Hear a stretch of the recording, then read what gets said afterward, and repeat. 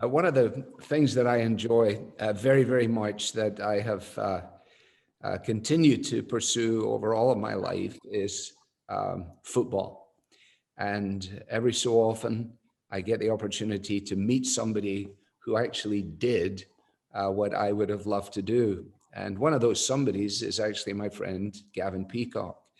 And since he has written this super book, A Greater Glory from Pitch to Pulpit, it seemed only right that I would get the opportunity to, as it were, poke in a little bit, go in the dressing room, find out what really was going on behind the scenes.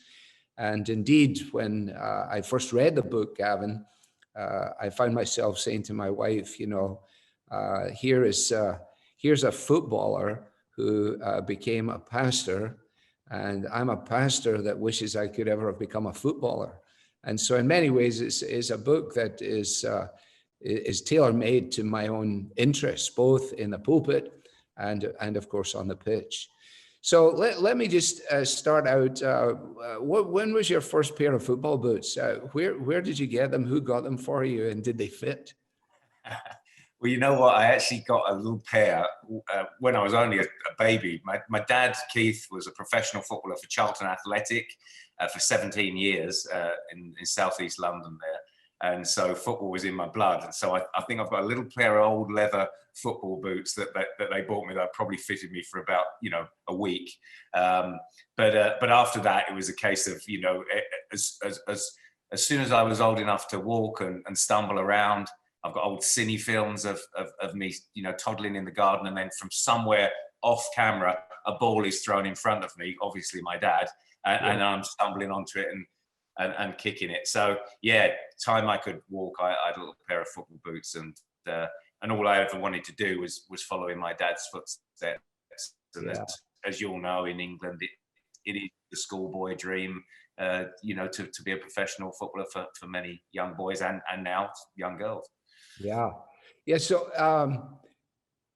do over here in the States, in North America, at least, as you know, mothers do these really strange things where they take their children's shoes and they bronze them or something. Every so often you go in a house and they're sitting on the fireplace. I don't think, I mean, you don't have your boots or do you have your boots from the game against Manchester United when you hit the crossbar?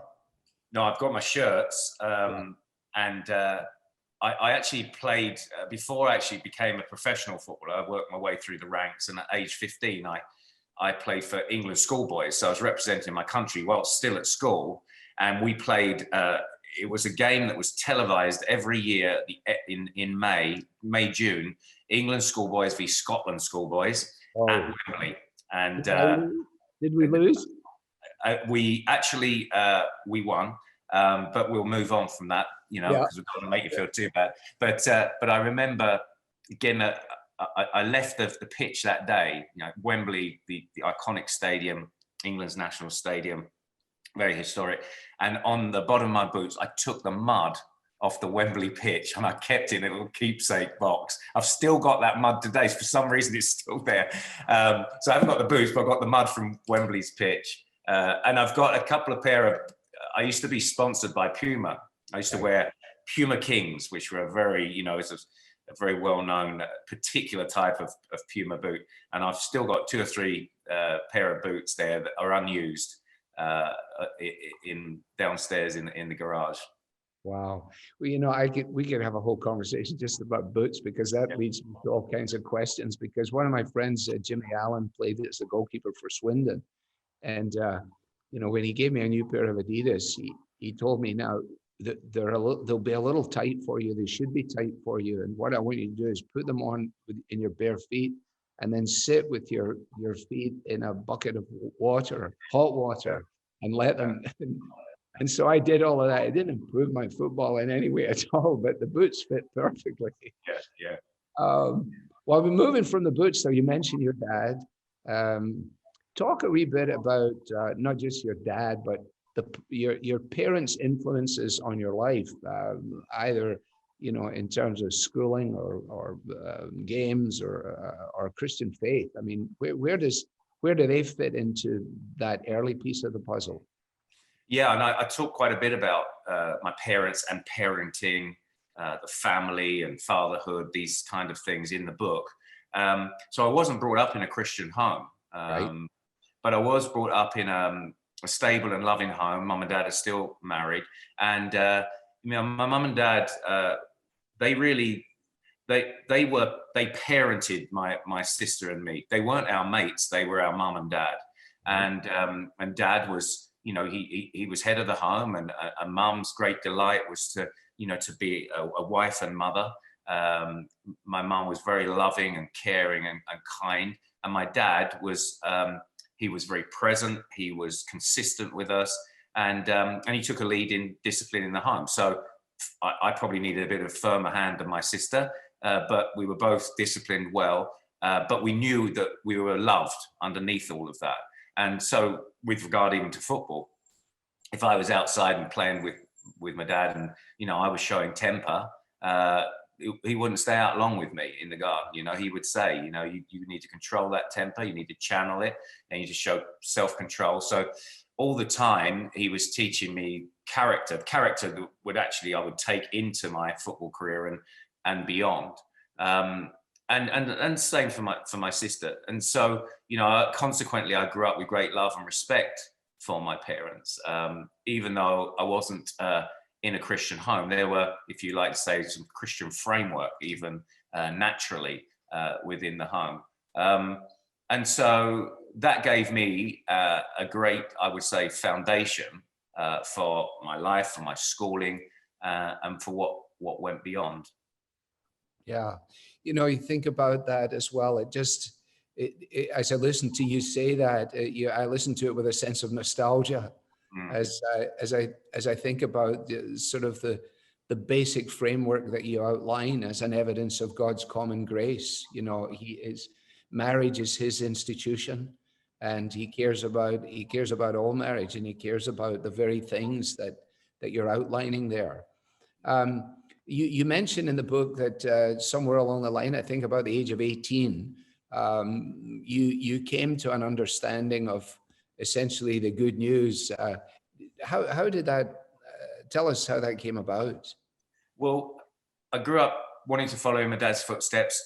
Football, soccer was the dream, and it's everything that the world was telling me would make me happy. To have the fame, to have the fortune, the great career, and I mean that in general, is what the world is still telling everyone in all different spheres of life. This is what will bring you satisfaction.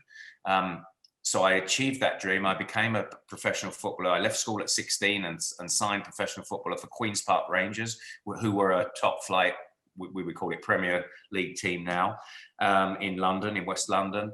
And when I got there, when I achieved the dream, because football was my God, if I played well, I was up. If I played badly, I was down. So I'm up and down, up and down. I'm in a man's world now where football isn't just played for fun, it's business. And I was living at home at the time, and I was pondering, really, well, maybe this isn't all what it's cracked up to be. I'm not really finding that satisfaction, that sense of true joy and purpose. And it just one Sunday night, my mum, I was at home, as I said, and my mum said, I'm going to just walk down to the local church, Barnhurst Methodist Church it was, in Kent, England, 100 yards down the road from our house. And I said, I'll just keep you company. Mum wasn't a Christian, as I said, but I said, I'll keep you company. And the minister preached, and then he said to me after the service, he said, Gavin, I have a youth meeting at my house. Kids your age, you want to come along? I said, yeah, okay, I'll come. And I pulled up to the meeting that night in my Ford Escort XR3i, which, as you know, is a proper 1980s iconic sports car. Some people watching this would have to Google it, but Google it is a good car. So I pulled up in the sports car. I had the hair to match, 1980s mullet. I got a bit of money in my pocket. I've got the career. I'm in the in crowd. These young people that were inside the house, they weren't. But when I walked into the room that night, and when I heard them speak about Jesus Christ and pray, they had a joy and a reality that I did not have. And then it was just over the next 2 or 3 weeks that I heard the minister unpack from the Bible what is the gospel? And I realized that my biggest need wasn't the approval of the crowd on Saturday, but was to be in a right relationship with the living God, against whom I had sinned, and whom I owed allegiance, under whose judgment I sat, and yet through his great love and mercy had provided forgiveness, and a way back to him, in a relationship with him, through the life, death and resurrection of his own son, Jesus Christ. And I was granted repentance and faith. I believed upon Christ, and I was saved. I was born again. And I was 18 in the world of professional football. And I went in the next day, and I actually told the lads in the dressing room, which was pretty, bold, because I was only still a kid. I hadn't really established myself. And it went around the training ground. Peacock's one of those born again Christians, as if there's any other kind. And they, anything new in any kind of arena like the sports world, it gets a little bit of Mickey taking. I was getting a bit of made fun of, but then they started to watch my life to see if my walk matched my talk to some degree, and I had some amazing conversations with sportsmen you'd never think would ask about the gospel over my career. But that's how it started. And so for all of my football career, basically, I was a Christian athlete, and God provided great opportunities to witness for him. Yeah. Isn't it wonderful, though, that in the providence of God, a sort of throwaway line from your mother on a routine Sunday night becomes a link in the chain of God's eternal plan? I mean, it's just fantastic. Somebody else in the middle of that plan as well, you mentioned in the book, and I remember this man. I hope I remember his name correctly. I think it's Graham Daniels, is it? Yes, Graham Daniels. Yeah. Graham Daniels and Christians in Sport. There was a fellow called Eddie Waxer, an American man who, with Campus Crusade for Christ, I think encouraged Graham in that regard way back a long, long time ago. I went to an event in the early 70s at the training ground somewhere in the south of England, and this fellow Daniels was there then, and I was intrigued to realize the link with yourself. You want to say anything about that at all? Yes, I mean, some people ask me how do you maintain a healthy Christian faith in a professional football world? The pressures, it's ungodly to a great degree, and I say if one or two things, I say you need to be in a good local church. You need to have a good, strong devotional life, but you also need good people around you. For me, good men around me, good mentors. And Graham Daniels was one of those. He's now the chief executive of Christians in Sport UK, which you can relate to Athletes in Action in the UK. But back in I'd just become a Christian, and I was put in touch with Graham. He was the evangelist at Christians in Sport, and he literally had virtually just started there and would travel around keeping in touch with whatever Christian footballers he could find in the English league, which weren't that many. And Graham had been a former professional player himself. He'd come to faith, a lively Christian faith, and was a great evangelist. And so Graham was kind of like an older brother. He walked the path before me in sport, but as a Christian was someone that I could really talk to, confide in. And even when I traveled around, I played for Newcastle United, Graham would drive up and spend a weekend with my wife and I, and provide great encouragement. And Graham actually writes the foreword for the book, A Greater Glory, and has remained a great friend today. Yeah, it's wonderful, isn't it? That it's kind of like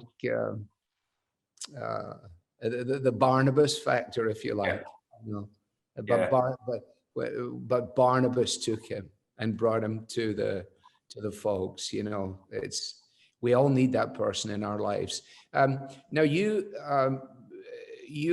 did fairly well in terms of longevity, because I think you were about 34 or 35 when you made another big transition. Talk about what that's like, because I always hear about sports people who've been particularly successful sort of just not having a clue what to do with themselves, especially if they have no other purpose in life other than you know, the fun of the game. Mm. How did that unfold for you?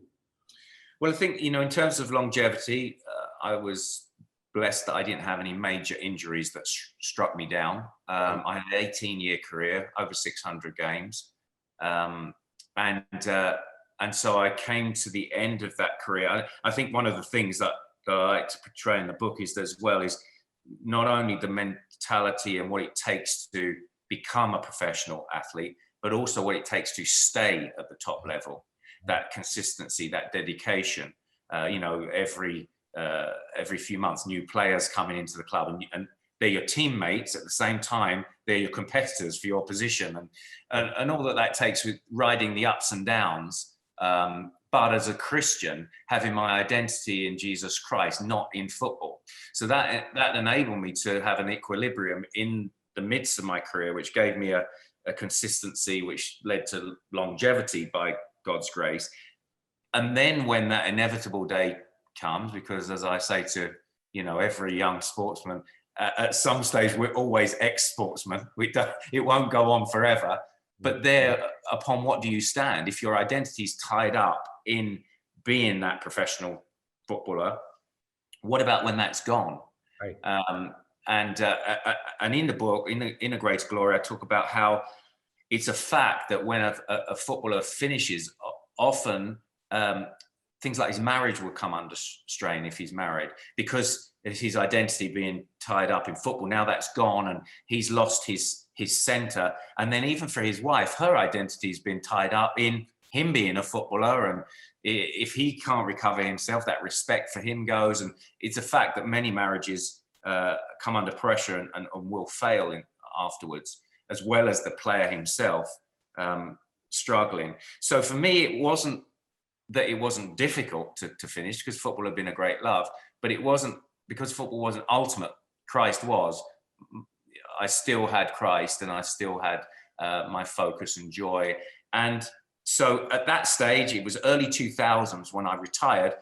I was told by a lot of my coaches, you should go into management. You know, I'd been captain at all my teams, and leadership was there. My father had been a manager as well, so being a coach was something possibly I could do.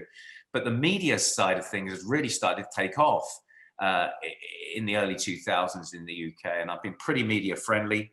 And so I started starting again in a new career. I started just doing a few co-commentaries on radio, local radio, and I would, for a couple of $100, I would travel from the south of England up to somewhere in the north, like Middlesbrough, and do a commentary in a 16-hour day, drive back down again, and I was learning the ropes. And I did a couple for the BBC, and it went quite well. And what happens is BBC radio commentaries pipe through the whole of the TV centre building. So all of the TV editors are listening to you and your voice. And if you're doing well, they sort of earmark you. And I got earmarked to do the African Cup of Nations on TV. And so I was on, you know, Andy Cole, who played with me at Newcastle, was Manchester United in England striker. And I did quite well there. And all of a sudden, then I was becoming on the big programs, Football Focus, Match of the Day, and all of those things. And for 6 years, I had a BBC TV radio career, which just really took off for me. And I was a good player, but I wasn't like David Beckham or Alan Shearer retiring, and they're going to just be landed a contract and be given. I had to be good at the craft. And so I really enjoyed that aspect of communicating the heart of the game and giving people insight into why Chelsea beat Manchester United, for instance, and the tactical side of that as well. So it was a wonderful 6 years at the BBC, and a second dream career, really, that I love to do. Yeah, and I missed all of that because I've been here since 1983, and certainly in those early years, we got very little over here of what was going on. You had to search for it everywhere. Things have changed now, but so I missed all your good stuff. While that was going on, though, in those 6 years, somewhere along the line, your children have been born. You are presumably working at the BBC, but going to church. What in the world happened to you, though, that did you fall and bang your head that you now make this even bigger transition, not just from the pitch to the punditry, if you like, but all the way that leads you to the pulpit. Talk a wee bit about that. The sense of, um, you know, you don't view it so much as a career as a call, I would imagine. And somebody is listening to this, somebody's reading this book. There's a young fellow or a girl reading this book, and to hear you articulate this in this way would probably be tremendously helpful to them. Mm. Yeah, it is quite remarkable, because I'd never had a sense of, a call to full-time ministry. Not that, every Christian doesn't have to be, doesn't have to. That was a call right there. That was a call coming in right there. one of my church members, I've just declined them. So got to get priorities straight. Yeah. We're talking football here. Give me a break. Yeah. Yeah. But no, I hadn't really sensed any call to ministry. I witnessed as a Christian athlete. I then went into the second career, and I shared my faith as I could. But it was around about 2006, and I'd just done the World Cup in Germany with the BBC, and my career was on the up. Right. Mixing with the biggest names and everything. And then my wife, Amanda, got quite ill, quite sick, and she had a kidney infection. She was in hospital, and as often is the case, that suffering can recalibrate your focus a little bit. I was in the Word and prayer intensely in those days. There was a few complications. We weren't sure what was going to happen. And I was just reading the pastoral epistles as Paul's charge to Timothy to preach the word in and out of season, and for the sake of the future of Christianity, as it were. And this powerful passage struck me, and something inside lit up, and I thought, well, I wonder what a thing this is. Would it be something that I could do? I'd always enjoyed leading men in the arena, addressing the men in the dressing room, and that kind of thing. But something different stirred inside. But obviously, that's a subjective feeling. I then went to my church leadership, and I told them this, and they recognized certain gifts, and they said that they would give me certain opportunities to maybe lead some staff and maybe preach once or twice. And so I started some Old Testament and New Testament studies at Cambridge University. So I'm still on the TV, and I'm on the TV at the weekend, and then Monday I'm driving up to Cambridge, and I'm in the classroom with all these guys that are going into church ministry, and all they want to do is ask me about, well, what do you say about Manchester United at the weekend? I can't believe you said that about Arsenal. And all I want to do is study the Bible. So I've got this banter going on with the guys, and it was fine. Obviously, I enjoyed talking to them about it. But then once I started these studies, I came home to Amanda, my wife, and I said, you know what? I think I'm going to give it up. People will think I'm mad, but I think I need to take some time to prepare seriously for church ministry if God would have it.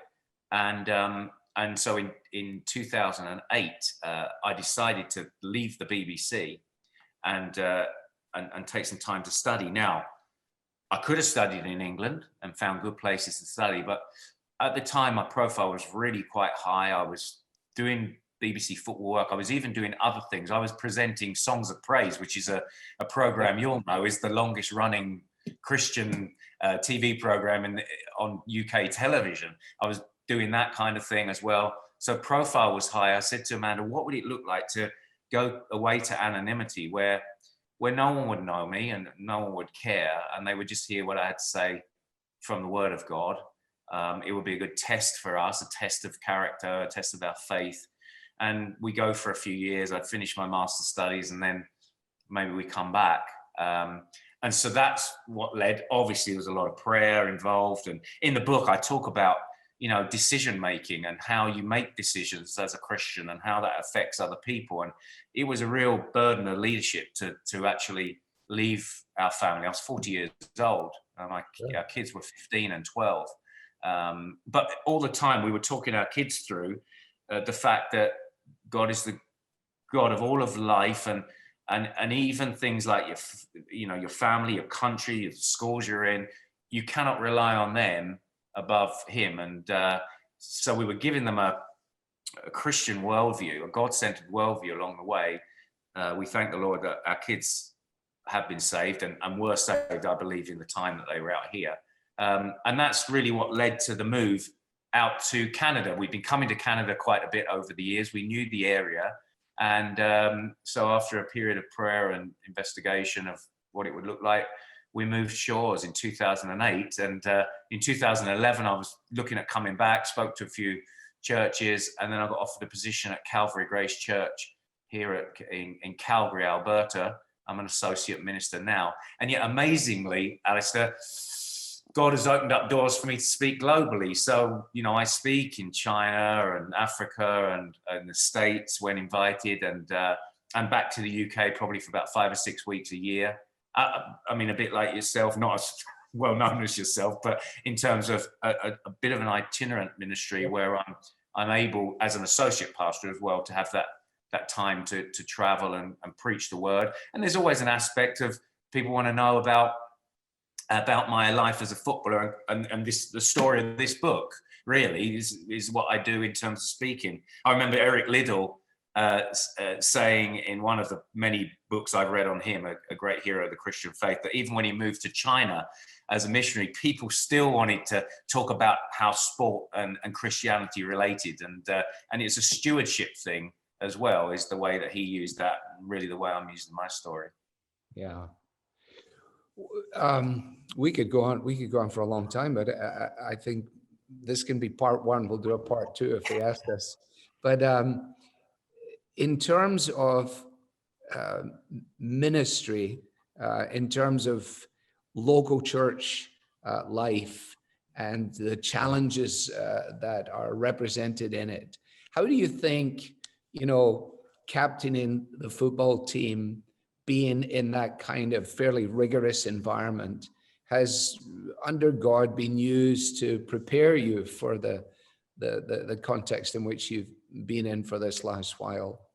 What are some of the, I mean, is it just, just the life of rough knocks? Is it the ability to take a hard tackle and get up and run again? I mean,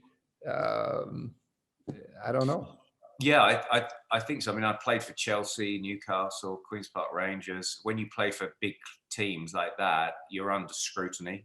And as a Christian was under scrutiny. So the way that I behaved, people were looking to see, well, not only, are you representing yourself well as a professional footballer, you say you're a Christian, are you representing God well?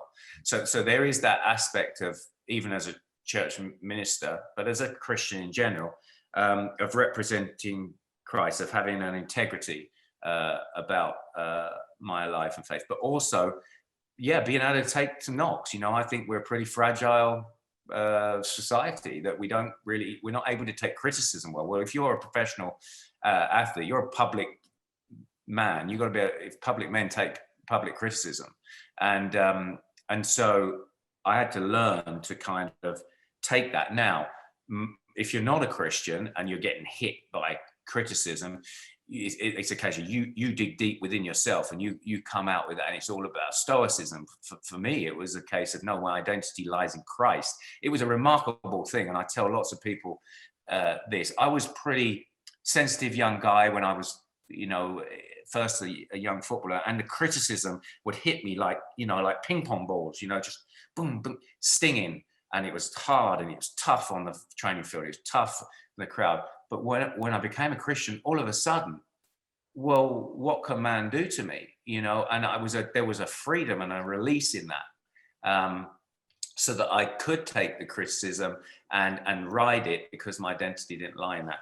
I think it's definitely stood me in good stead with regards to actually taking criticism, and I think, I think those couple of things, that representation, ability to take criticism and move on, prepared me quite well for church ministry. The other thing is, I would say, being able to work in a team and having different kinds of characters that can come together and put in harmony for the sake of a greater goal. And of course, we've got in the church different kinds of characters, but we're all united in Christ, and we have to have a focus on Christ. Then we can we can overcome different disagreements and difficulties. And so that aspect of teamwork was very important as well. And finally, I would say discipline in the Christian life, discipline, on the football field, you had to be disciplined. The suffering is a discipline of the Lord, which strengthens us for fitness in the Christian life. And, you have to push yourself through the pain barrier on the football field to get fit, or the training field to get fit for match day. If you didn't have your eye on the goal of fitness, that there's a positive end product through the pain, you wouldn't keep going. It's the same in the Christian life. There's a positive end product in the pain and discipline in suffering that the Lord is using for Christian fitness, and disciplines as well in our personal life of word and prayer and the community of believers in the local church. These are the common means of grace that God's given us, the tools for which we will become fit Christians. Same on the football field. There are tools, there are basic things. People were always amazed when they would come to Chelsea Football Club and see us warm up for 40 minutes and do these very simple drills. But we used to say, if you can't do the simple things really well, you won't be able to do the great things on match day, the unusual things. But we did the simple things well. So these spiritual disciplines I would relate as well to football field. So, lots of sporting analogies. That is good. Just listening to you, and we need to wrap this up, but you made me think of Paul there, in Philippians 3, where he says, forgetting those things which are behind, both successes and presumably his disappointments, forgetting those things which are behind, I press on toward the goal to win the prize for which God has called me heavenward in Christ Jesus. And I think as I read the book, and it's by my bedside because I had read it once, and I'm back at it again now, and intrigued to see all the wonderful comments of people. In a very boyish kind of way, I said to myself, but no one else cares around here. But I said, look at that, my name is next to Ricky Fowler, And my wife is singularly unimpressed. Nobody knows what that means. But, as I read it again, I said, this is a wonderful illustration of what it means to understand that, it is from him and to him and for him that all things are. Every goal scored, every nice piece of commentary done, every funeral conducted, every young person counseled, every sermon preached, for the greater glory, for his glory. And so I hope that many people will benefit from this book, as I have, and I hope we might get a chance to talk again before too long. Yeah. Closing word from you. Will you go back to the UK ever? That's what he asked me. 37 years later, they're still asking me, do you think you'll go back home? I said, home? I've lived here for 37 years. Where is my home? Heaven is my home. Yeah. But will you go home? Well, I'll never say never, because I never thought I'd be here. Right. In Calgary, but we're 12 years, 13 years in now. We've made life here. Our kids are here. I've just had a first grandchild, little Charlie, our first grandson, which is great. But no, well, I think my hands are open before the Lord, and I get on with what I've been given to do, the task here. It's been a great joy to write this book. I hope it's written in a way that will strengthen Christians, I hope, but also it's evangelistic, and hopefully Christians can hand it on to other people, because the way I describe the book is it's a story of life in all of its complexities, set against the backdrop of the beautiful game of football or soccer, but with the floodlight of the Christian faith on it. And so there's people will be able to relate at lots of different levels to it. So I think, I get on with what the Lord has given me to do in this particular day. Yes, I make certain plans, but I can trust him with the future. And as you say, quite rightly, heaven is our home, and the book points towards that greater glory. Well, thank you very much. That little run there was was Gavin Peacock at his commentator's best. The way you threw those sentences together, it made me think of watching rugby league way back when Eddie Waring was the commentator, and the camera would pan the field, and he would come on and he would say something like, "And the crowd's in, and the sun's out, and the game's on," and that was it. Just beautiful. So onward, Gavin. Thank you. Thanks, Alistair. That's great.